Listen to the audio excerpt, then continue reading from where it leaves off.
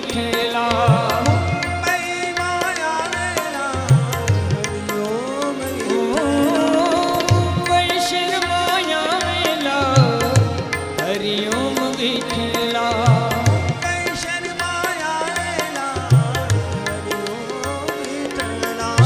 ભક્તજનો એ દીઠેલા હરિ ઓમ વિઠ્ઠલા સૌ ભક્તજનો એ દીઠેલા હરિ ઓમ વિઠ્ઠલા આ શાસ્ત્રીજી એ દીઠેલા હરિ ઓમ વિઠ્ઠલા શાસ્ત્રીજી એ દીઠેલા હરિ ઓમ વિઠ્ઠલા વિઠ્ઠલ વિઠ્ઠલ વિઠ્ઠલા હરિ ઓમ વિઠ્ઠલા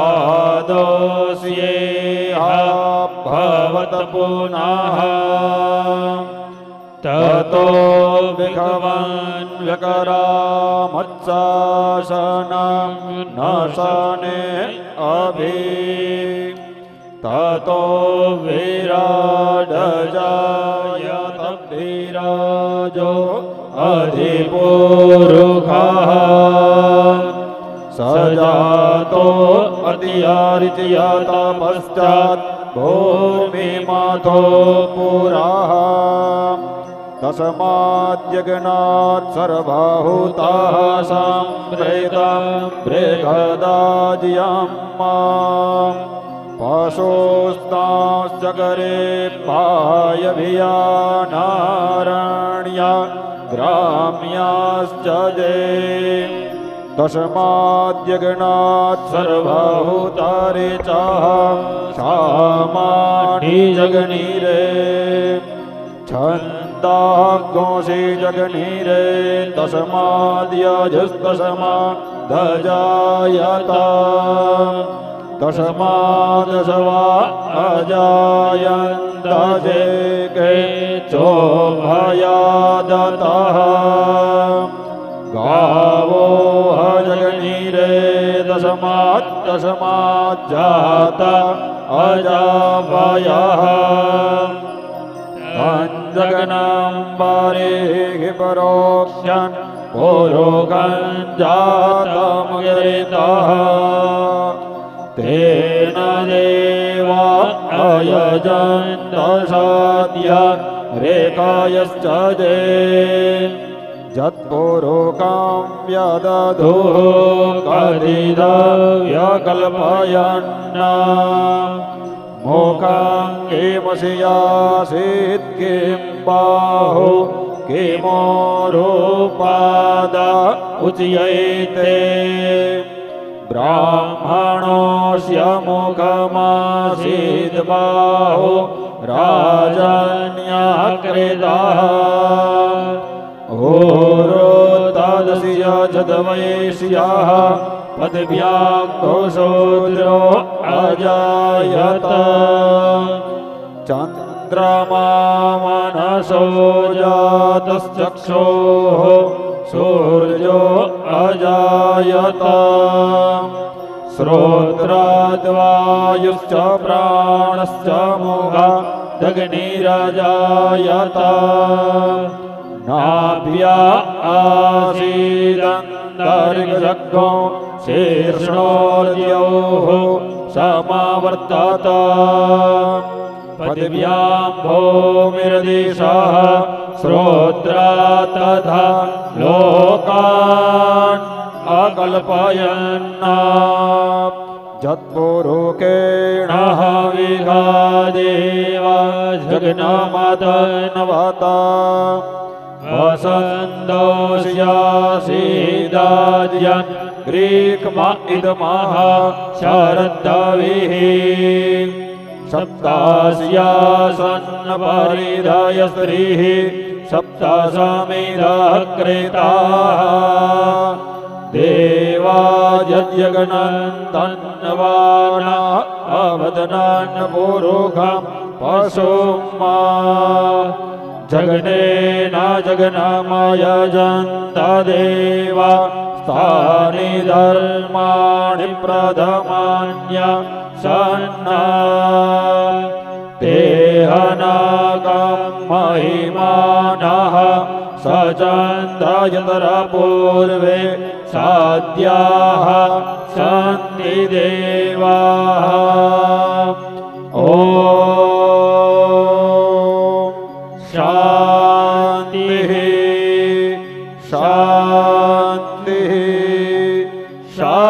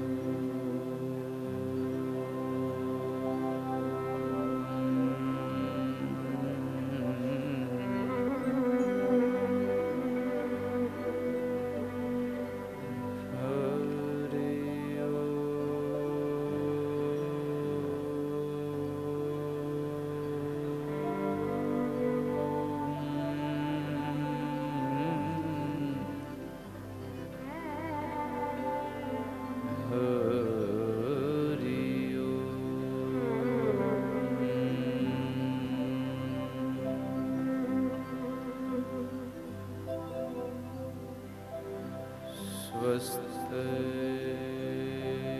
श्री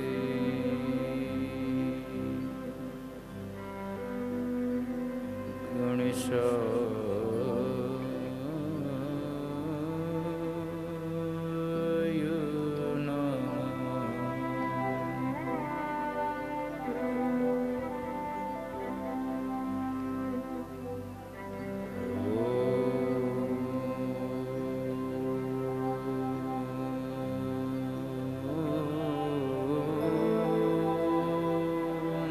नमो भगवते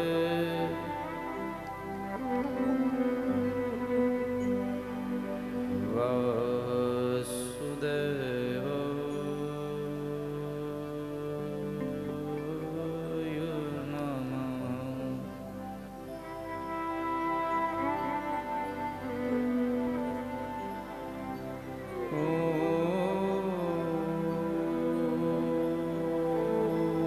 ॐ नमो भगवते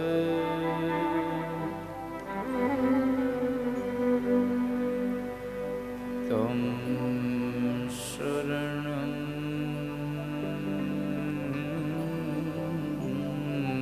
प्रपद्ये।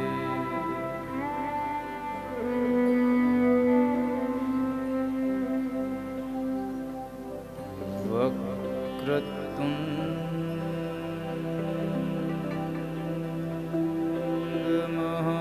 महाकाय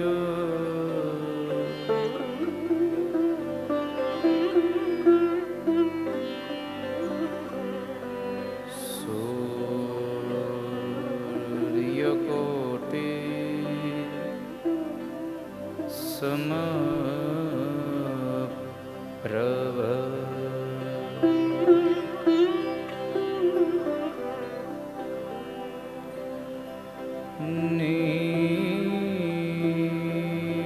निर्विघ्नं कुरु मे देव।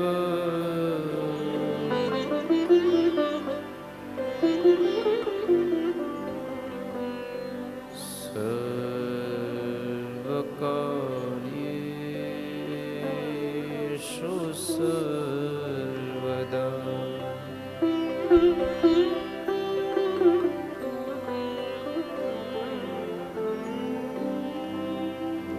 ॐ श्री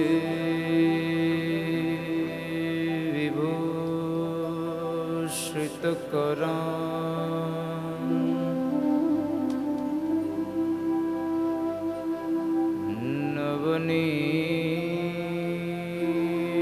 नवनीरदाभा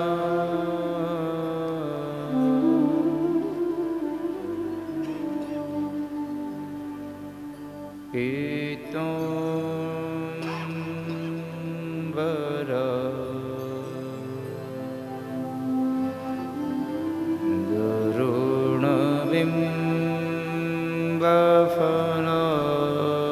गरुणबिम्बफलाधरोष्ठा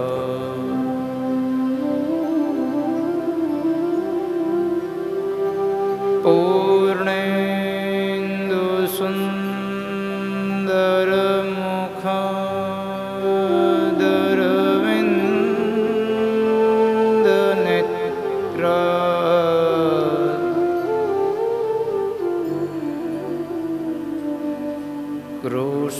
कृष्णात् परं किमपि तत्त्वमहं न जाने।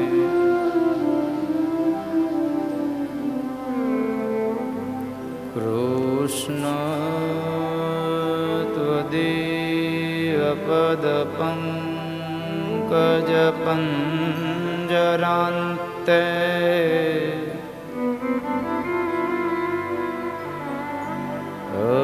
अद्यैव मे विशतु मानसराजहंस।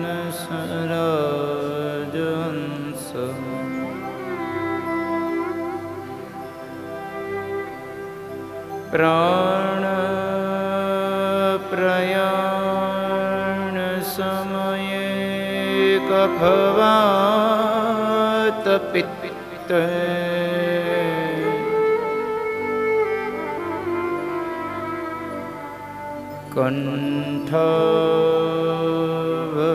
कंठावरोधन विदो स्मरणं कुतस्ते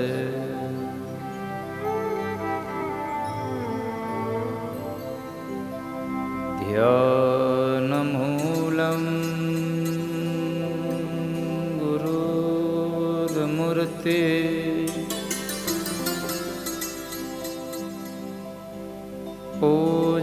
पूजामूलं गुरुपदम्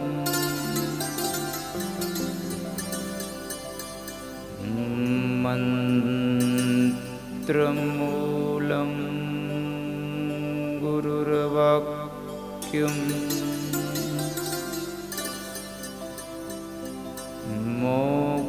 मोक्षमूलं गुरुकृपा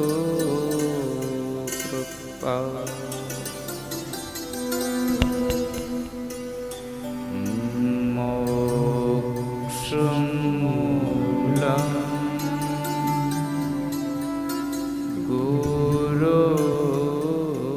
गुरुकृपा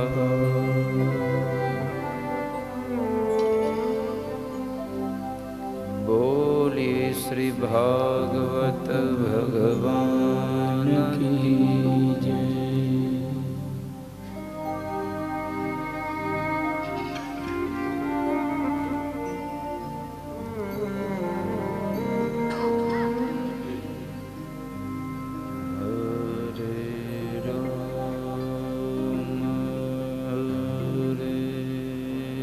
कृष्ण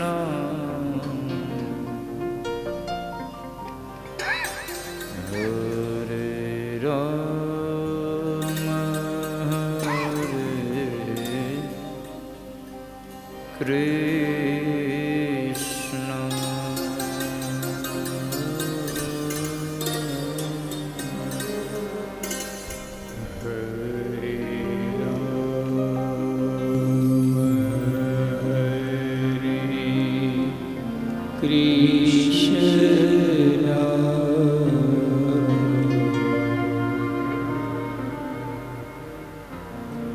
हरे राम हरे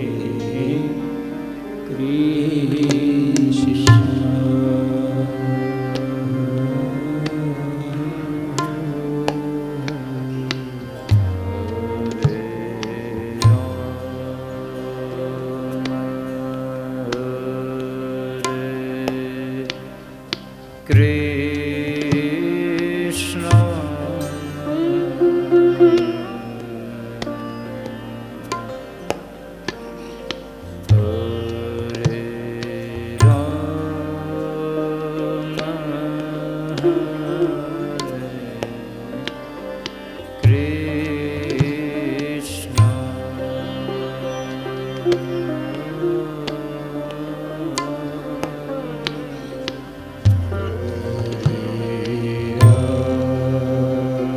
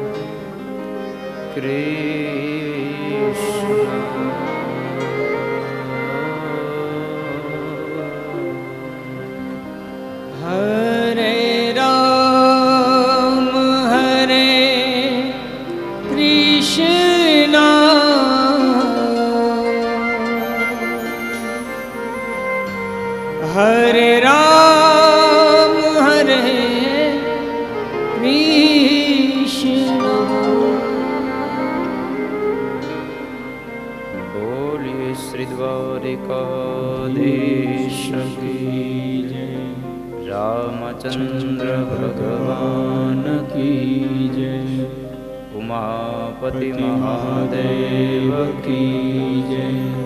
हनुमान जी महाराज की जय। सद्गुरु भगवान की जय।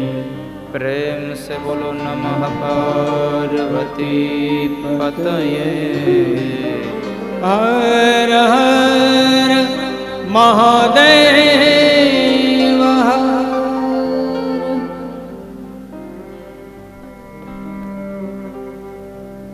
આજના દિવસની કથાનો પ્રારંભ કરતા ભગવાનના વાંગમય સ્વરૂપ ભાગવતજી મહારાજના ચરણોમાં, મારા માતા પિતા ગુરુ મહારાજ એમના ચરણોમાં, અહીં પધારેલા વડીલ માતા પિતાઓ તેમજ જીવ માત્રના હૃદય કમળમાં વિરાજમાન પરમ તત્વ દિવ્ય આત્માને વ્યાસપીઠથી મારા વંદન.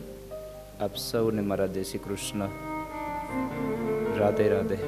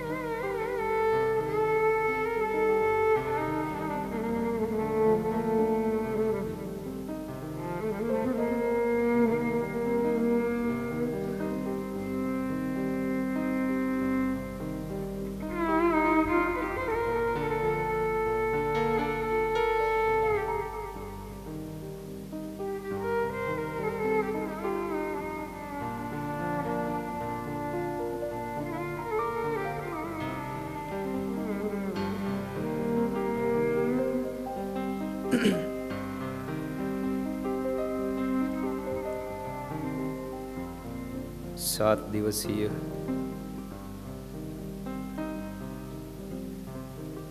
શ્રીમદ ભાગવત સપ્તાહ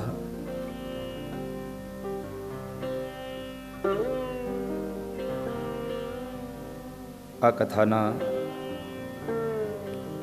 ત્રીજા દિવસના મંગલ પ્રારંભે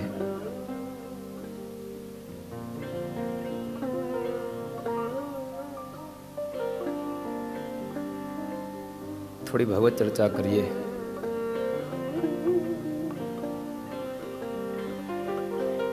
એમના પૂર્વે આપણા રોજના ક્રમ અનુસાર પ્રાર્થનાનું એક પુષ્પ ભગવાન ઠાકોરજીના ચરણારવિંદમાં સમર્પિત કરીએ. ત્યારબાદ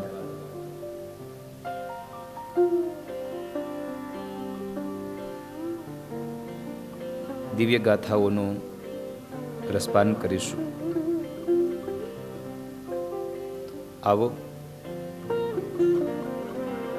ગોવિંદ દામોદર સ્તોત્રનો પાઠ કરી અને આગળ જઈએ.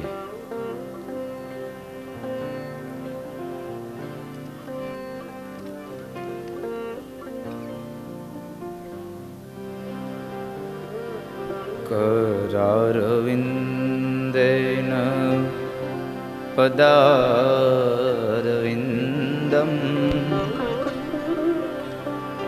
मुखारविन्दे विनिवेशयन्तम् भद्रस्य पुटेशयानम् बालमुकुन्दं मनसा स्मरामि. श्री कृष्ण गोविंद हरे मुरारे हे नाथ नारायण वासुदेव.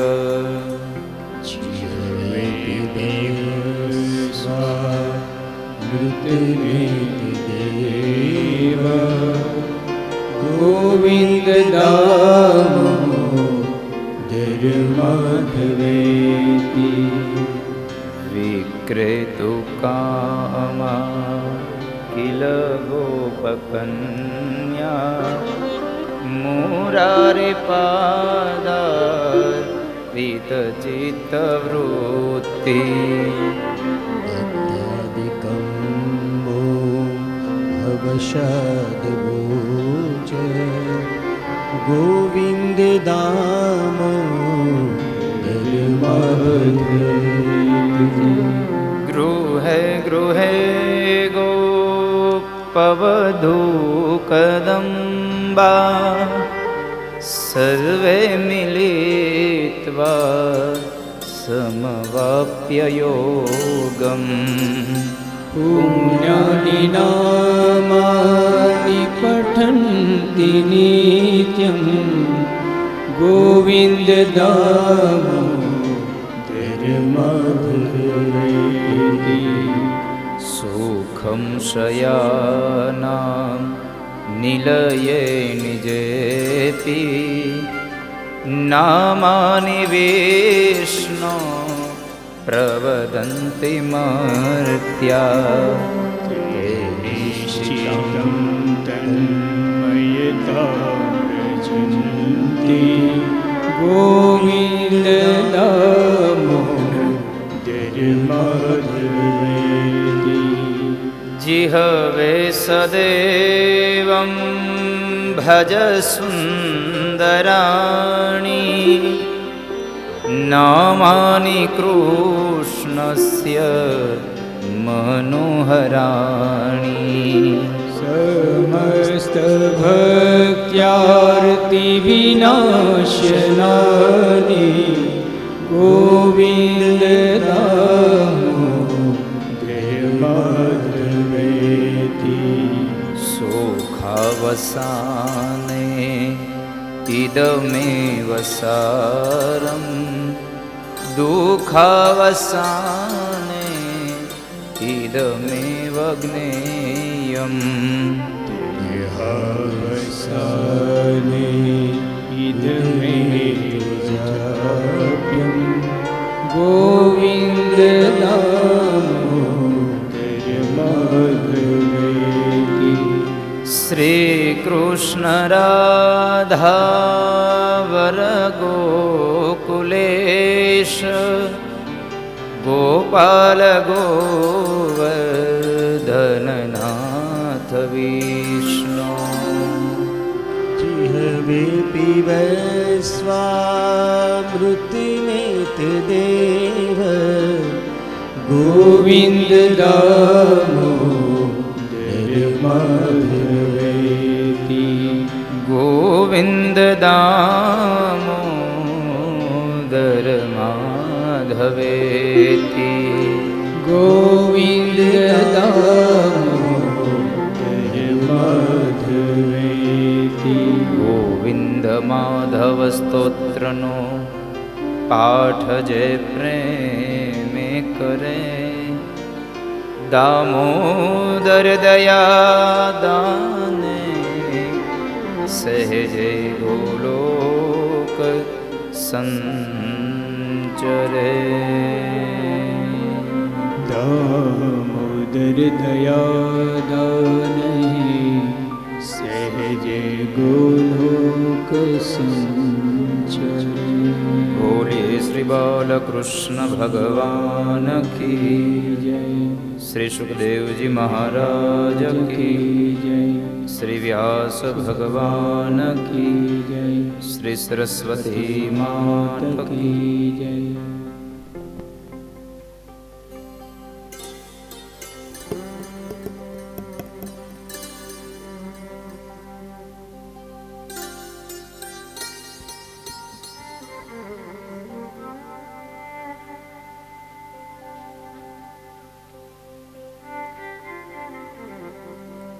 નવી મુંબઈ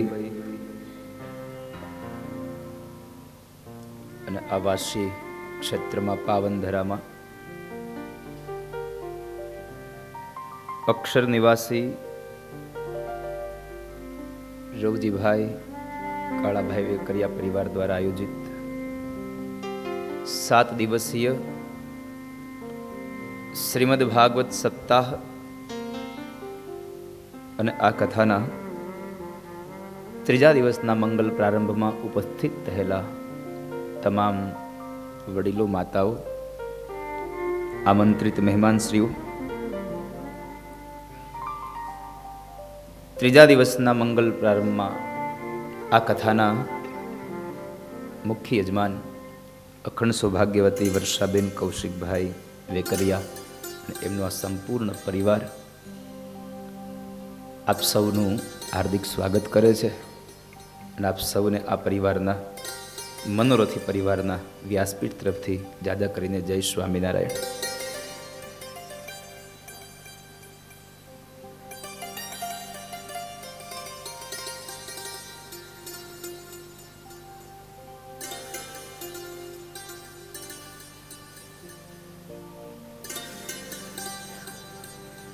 આજે કથાનો ત્રીજો દિવસ.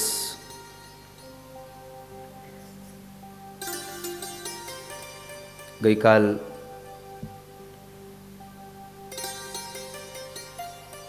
દ્વિતીય દિવસની વિશ્રાંતિના અંતે આપણી યાત્રાને જ્યારે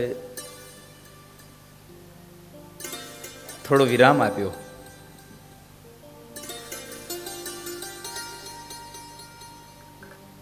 ત્યારે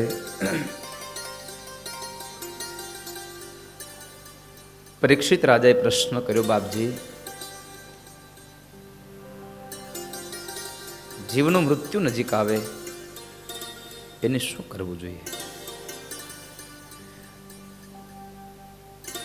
આ પ્રશ્નની સરાહના કરી છે, પ્રશંસા કરી છે રાજા પરીક્ષિતના પ્રશ્નની સુખદેવજી મહારાજે.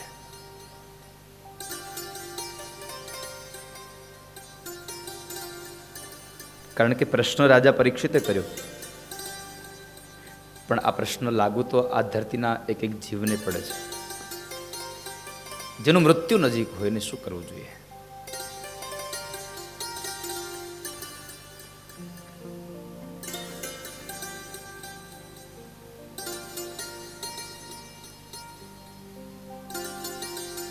વર્યાનેશ તે પ્રશ્ન કૃતો લોકહિતમ નૃપ.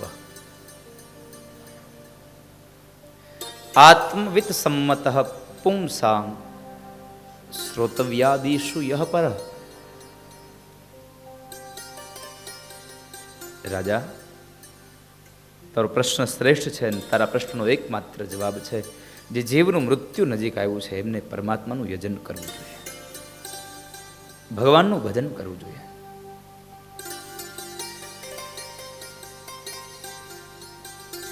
અને મેં આપને ગઈકાલે આ વાત બતાવી પણ ખરી. એક અન્ય શ્રોતાગણે પ્રશ્ન કર્યો કે એને તો 7મે દિવસે મૃત્યુ આવી ગયું છે, એને ખબર છે હવે મારું નજીક છે, પણ જેને ખબર જ નથી એને શું કરવાનું?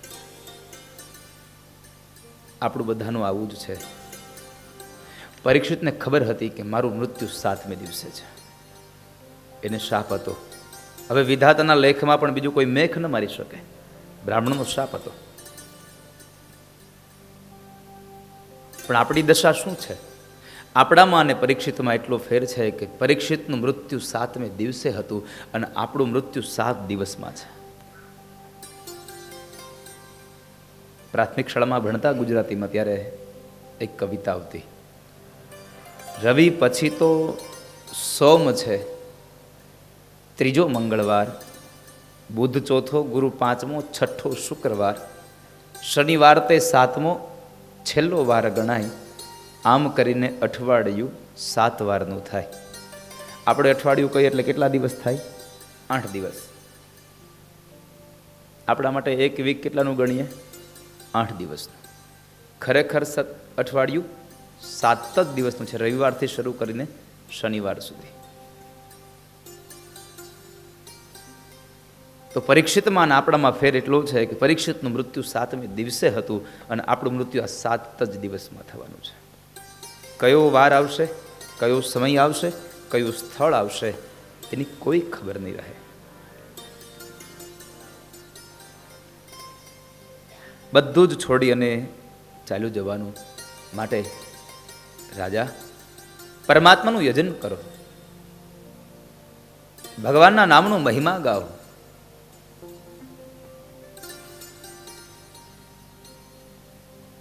અને જેણે આ મનુષ્ય અવતાર મળ્યા પછી પણ જો ભગવાનનું ભજન નથી કર્યું તો એ ભગવાનનું ભજન કર્યા વગરનો આ મનુષ્ય માણસ નહીં, ચાંડાલ અને ગધેડાની યોની જેવો છે. ભાગવતમાં એક શ્લોક લખ્યો છે, ભાગવતના મહાત્મ્યમાં પદ્મ પુરાણના અંતર્ગત એક શ્લોક છે. આ જન્મ માત્રમય મેન, આ જન્મ, આ જેને જન્મ થયો છે, આ જન્મ માત્રમય મેન શઠેન કિંચે. ભાગવતના મહાત્મ્યના 3 અધ્યાયનો 42મો શ્લોક છે.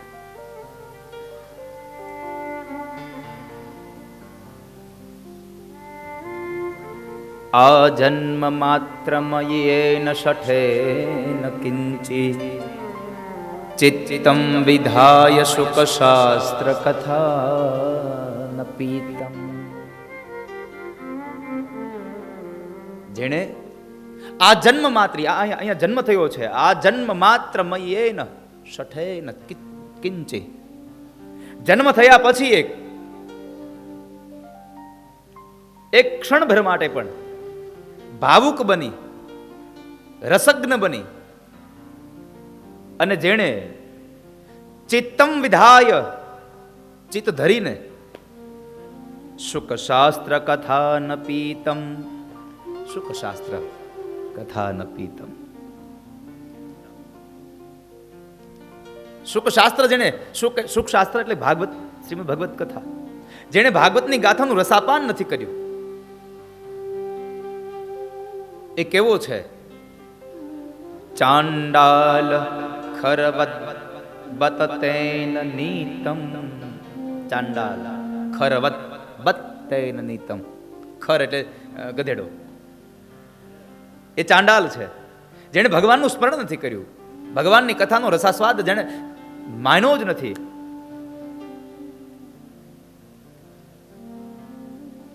એ ચાંડાલ જેવો છે, ગધેડાની યોની જેવો છે. આ ધરતી પર આવ્યો, શા માટે આવ્યો? મિથ્યા સ્વજન્મ જનની જની દુઃખ ભાજા. મિથ્યા, ખોટો આવ્યો આ જગતમાં. અને આવ્યો તો શું કામ આવ્યો? પોતાની માતાને પ્રસવની પીડા દેવા માટે આવ્યો ખાલી. આ જન્મ માત્રમયેન શઠેન કિંચિ ચિત્તમ વિધાય શુક શાસ્ત્ર કથા ન પીતમ. ચાંડાલવચ્ચ ખરવત બતતેન નીતમ મિથ્યા સ્વજન્મ જનની જની જનની દુઃખ ભાજા. એની માને ખાલી માત્ર એના પ્રસવની વેદના દેવા માટે આવ્યો છે, જેણે ભગવાન ભાગવતની કથા નથી સાંભળી. આવું ભગવાન વેદરાયને લખ્યું છે પદ્મ પુરાણમાં. સામે રામચરિત માનસનો પુરાવો છે. જીન હરિ કથા સુની નહીં કાના. જેણે ભગવાનની કથા કાનથી સાંભળી નથી એના કાન નહીં, સર્પને રહેવા માટેના દર છે. શ્રવણ રુદ્ર ભુવન સમાન. આ શ્રવણ રુદ્ર એના જે કાન છે એ માત્ર ને માત્ર સર્પને રહેવા માટેના દર છે. મિથ્યા સ્વજન્મ જનની જની દુઃખ ભાજા. બહુ સુંદર શબ્દોમાં જેણે ભગવાનનું ક્ષણભર માટે પણ ભગવાનના નામનો મહિમા નથી સાંભળ્યો એનું જીવન સાવ નકામું છે, ગધેડા જેવું છે, ચાંડાલ જેવું છે. ગધેડો આવે શું કામ? એને નકરો ભાર વહન કરવા માટે. એમાં આ દુનિયામાં આપણે આવ્યા પણ માત્ર ભાર વહન કરવા માટે. ગમે તેટલી ભાગ દોડ વાળી જિંદગીમાં પણ એકાદ સમય એવો કાઢજો પરમાત્માના નામને ભજવાનો સમય મળે, ઈશ્વરના નામનો મહિમા ગાવા મળે. ક્ષણભર માટે પણ પરમાત્માને ભલી દેજો. ગૌસ્વામી એમ કહે છે, એક ઘડી આધી ઘડી આધી મેં પુનિયાદ. એક ઘડી આધી ઘડી, એક ઘડી એટલે 24 મિનિટનો સમય થાય. એક ઘડીનો એટલે 24 મિનિટનો સમય થયો.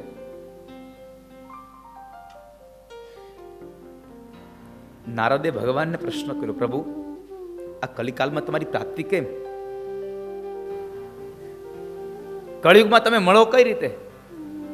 ભગવાને કીધું, એક કામ કરો નારદ, આ ધરતીના લોકોને જઈને એટલું કહો કે મારી પ્રાપ્તિ કરવી હોય તો મેં 365 દિવસ આપ્યા છે. કેટલા દિવસ? એક વર્ષના 365 દિવસ આપ્યા છે. એમાંથી એક દિવસ એક જગ્યાએ બેસી અને મારું ધ્યાન ધરશે તો એની બધી ઈચ્છા હું પૂરી કરીશ. નારદ કે પ્રભુ તમારે બોલવું છે, આ કળિયુગના જીવડા એક જગ્યાએ ન બેસી શકે. તમે થોડુંક કંઈક આમાં થોડુંક કંઈક રાહત આપો. ભગવાન કહે છે કામ કરો, જાઓ તમે 50% રાખો, 12 કલાક રાખો, 24 કલાક નહીં, 12 કલાક રાખો. પ્રભુ આ બહુ વધારે થાય. 12 કલાક બોલવું સહેલું છે, 12 કલાક જાય નહીં. એક કામ કરો, 6 કલાક રાખો. નારદ કહે છે હજી થોડુંક કંઈક, અને સસ્તું તો બધાને ગમે છે. નારદ કહે છે પ્રભુ હજી એક કંઈક થોડુંક. ભગવાન કહે તો 3 કલાક. પ્રભુ 3 કલાકે એક જીવ એક જગ્યાએ નહીં બેસી શકે. તમારી 3 કલાકની કથામાં એને 1-2 વખત ઊભું થવું પડશે, નહીં હાલે, એનો જીવ નહીં લાગે. કંઈક થોડુંક કરો. ભગવાન કહે છે આ નારદ 24 કલાકમાંથી 3 કલાકે લાવ્યા તોય માનતા નથી. ભગવાન કહે છે કામ કરો, જાઓ. આ કળિયુગમાં કોઈ પણ જીવાત્મા ગાયના શિંગ ઉપર એક રાઈનો દાણો ટકે એટલી વાર પણ જો મારામાં મન લગાડશે ને તો એની બધી ઈચ્છાનું સંપન્ન કરી દઈશ. જાઓ. એટલે ગોસ્વામીએ કહ્યું, એક ઘડી આધી ઘડી આધી મેં પુનિયાદ. એક ઘડી આધી ઘડી, એક ઘડી એટલે 24 મિનિટ, કદાચ એકમાંથી અડધી ઘડી 12 મિનિટ, આધી મેં ભી પુનિયાદ, એમાંથી પણ સાવ કાઢી નાખો તમે, પુનિયાદ. તુલસી સંગત સાધુ કી કોટી કટે અપરાધ. એક ક્ષણભર માટે પણ કોઈ સાધુનો સંગ થઈ જાય, ભગવાનના નામની ગાથાને સંભળાઈ જાય,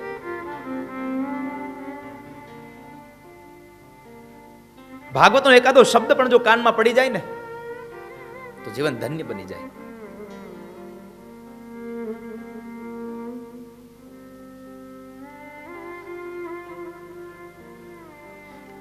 એક રાજ્યમાં એક ચોરે રાજાના ખજાનામાં ચોરી કરી. ભાગવતના શબ્દોનો કેટલો પ્રભાવ સાંભળજો.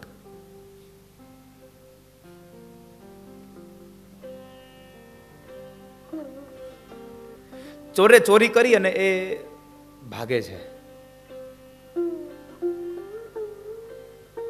પાછળ પાછળ સિપાહીઓ આવે છે અને ચોર ચોરી કરીને જે માર્ગ ઉપર ભાગતો હતો ને એ માર્ગ ઉપર બરાબર એક કથા બેઠી હતી અને એ કથામાં બરાબર વક્તા પ્રવચન કરતા હતા અને બધા શ્રોતાઓ સાંભળતા હતા. પેલો ચોર ત્યાંથી પસાર થયો. ચોરના કાનમાં ખાલી એટલા શબ્દો પડ્યા, દેવી દેવતાઓને પડછાયો ન હોય, દેવી દેવતાઓને પડછાયો ન હોય. આટલું સાંભળાણું ખાલી, બસ. હવે એક પસાર થતા કેટલી વાર લાગે? એક જ શબ્દ સંભળાણો, દેવી દેવતાને પડછાયો ન હોય. આગળ આગળ દોડતો જાય, પાછળ પાછળ પેલા સૈનિકો. એમાં બરાબર પેલો ચોર પકડાઈ ગયો સૈનિકના હાથમાં. રાજાના દરબારમાં એને હાજર કર્યો.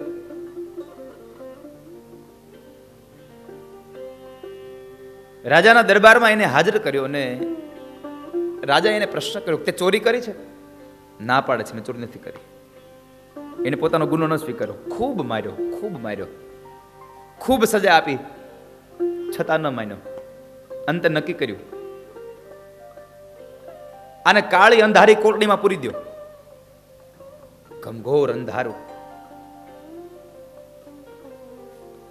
અને એક ખૂણામાં નાનો એવો દીવો જગે, ખાલી એક દીપ પ્રગટાવેલો નાનો એવો, બાકી ઘોર અંધાર.